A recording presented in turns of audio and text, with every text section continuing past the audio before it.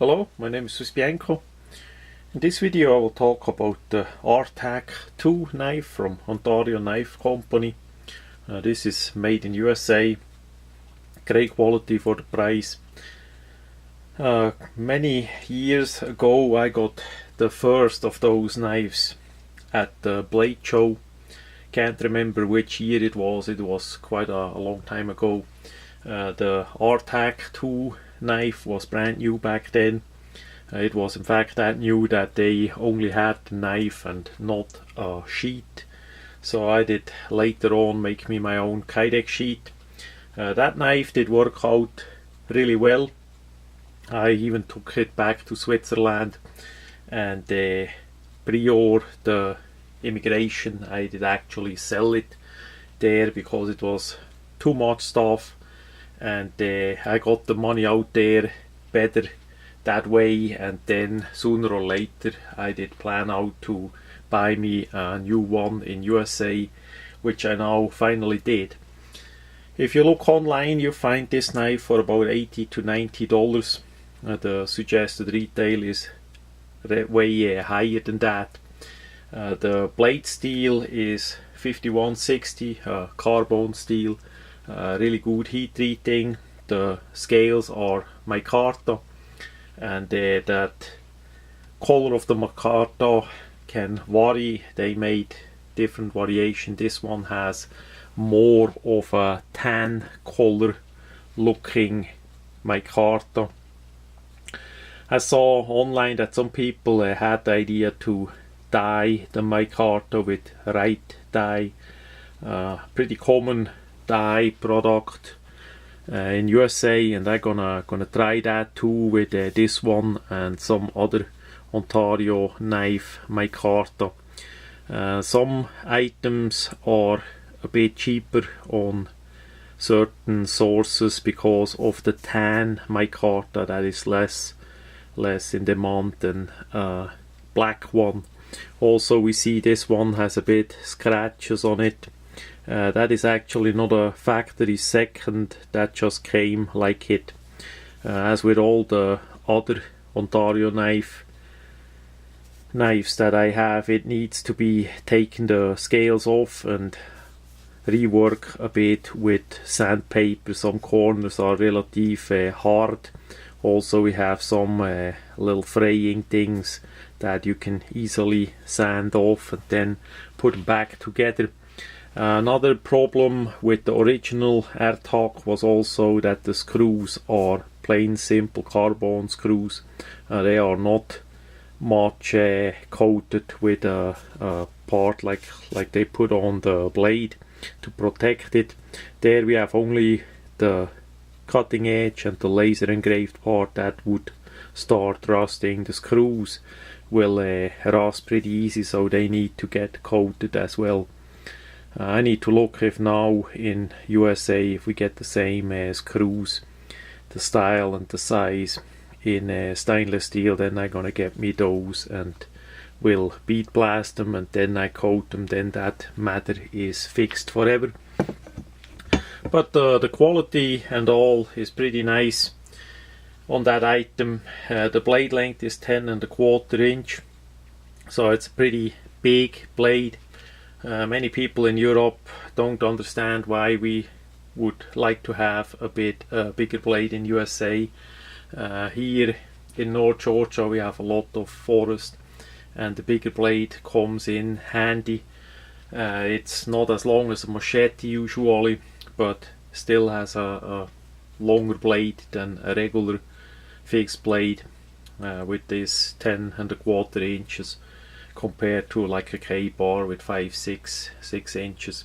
So you can chop a bit better with that one, and this is really needed here. It's the same like with machetes.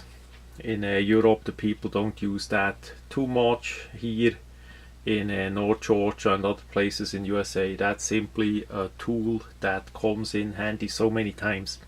And there is a bit a mix in. I did already make some video of smaller or shorter machetes in the size of the rtak2, but usually the thickness of the blade is less than the good 5mm that we have on this model here. So that is another approach, a bit a thicker blade. It's fully flat grind all the way up the grinding line, so this is still not a pry bar, it's still a knife. So if you want to pry with that, that's gonna break or get damaged because it's a full flat grind on it. As we look at the box, it's a big black box where it comes in with the silver printing on it, the Ontario Knife Company. Inside the whole thing is white, nothing special there. Then inside we have the knife, and the blade is in this blade protector. It's just a simple cardboard item, and of course the warning that that is sharp. Then we have the usual small business card size item here that gives us a bit more information to all the different variation that Ontario knives actually make of that knife. I would suggest have a look on their website to get the most current information. Then of course we have a sheet, and the original one that I got back then did not come with the sheet. It's a pretty good made sheet, just the main problem is, as usually, the rattle. As we later gonna put it in the sheet, it has a hard plastic insert. Doesn't look like Kydex, it's something of another kind of brand plastic that is in there. It's glued in the nylon, and it simply rattle.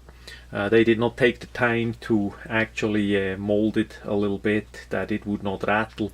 The benefit in this style as it is, first it's cheaper, and second, if you wanna carry it on the left side or on the right side, it's gonna fit in the sheet anyway. That is pretty good there. On the back side of the sheet we have two parts of moly. We have one loop part here, and then we have another snap that goes all the way up. So that is a lot of possible leashing points for moly if you want to add that on the side of the backpack or something like that. On the end part we have two nice hollow rivets to put on a leg strap, and that is really needed in this with this long knife. The cord that they did provide with it is a simple shoelace cord, that is not a paracord. We see that clearly. Should work for a while, but I'm gonna replace that with a paracord anyhow. Then we have in front a relative big pocket, and this time they did better than with the Ranger knives, as I did show in the other video.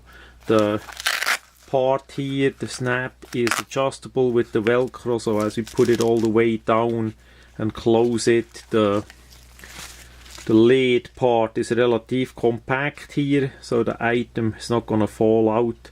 With the other knife it was more like that with the Ranger sheets, so that would be too much. So with this one, as it is closed, is about like that. That is pretty good. The design is exactly the same. The strap is adjustable, so you can make it bigger quite a bit, and you have the elastic band here, so whatever you're gonna put in the part here, the entrance is gonna get closed a bit with that rubber, with that cord thing here, that elastic. So that's pretty nice for a sharpener or for a multi-tool. That would fit in there. Then we have on top also two snaps for the handle. They are adjustable. You can adjust the velcro so that the snap is going around the handle really well.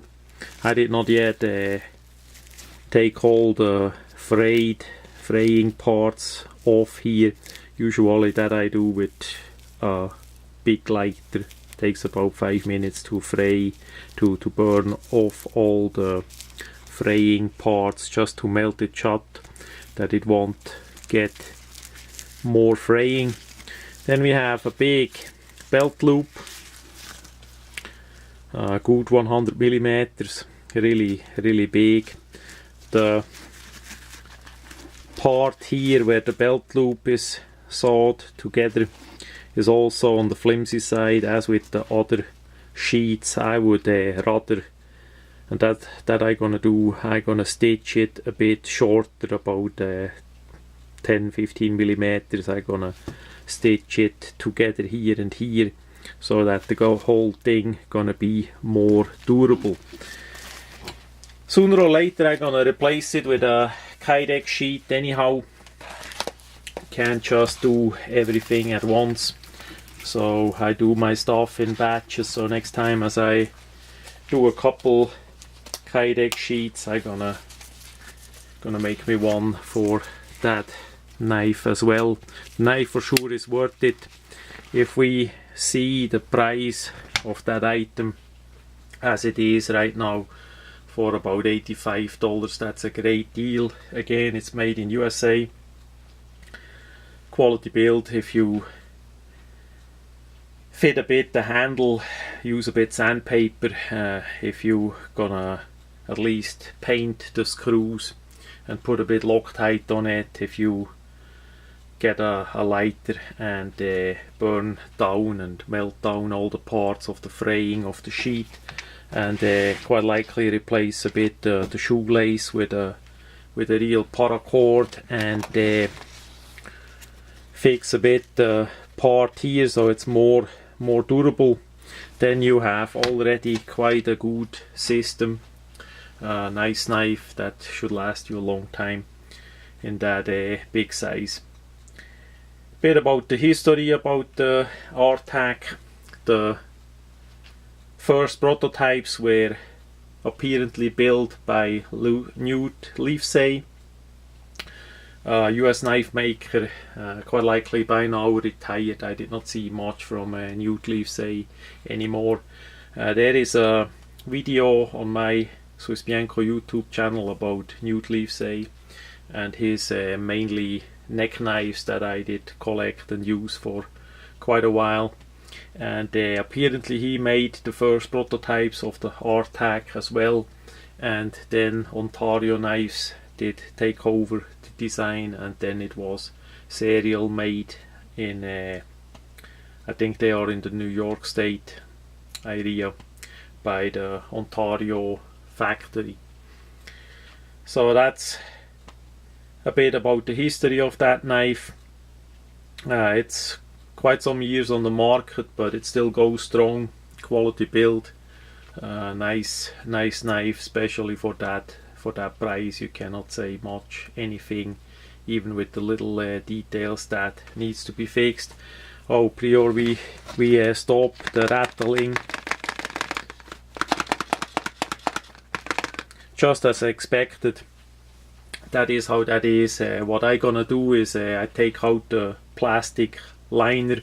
It's basically a plastic insert that they did glue inside the nylon, so if you carefully cut it, you can remove the hard plastic, and that plastic usually you can relatively easy heat up with the heat gun and just put a couple pressure points to it, or a bit more fitting to the blade, so that the rattling for 99% is gone. That is relatively quick and easy. Then you take a glue, like in USA we have the Gorilla Glue. Strange name, but that is how that is. The Gorilla Glue I'm gonna use for glue that back into the sheet again, and then that works out pretty well like that. So that much about the Ontario knife and tool rtak.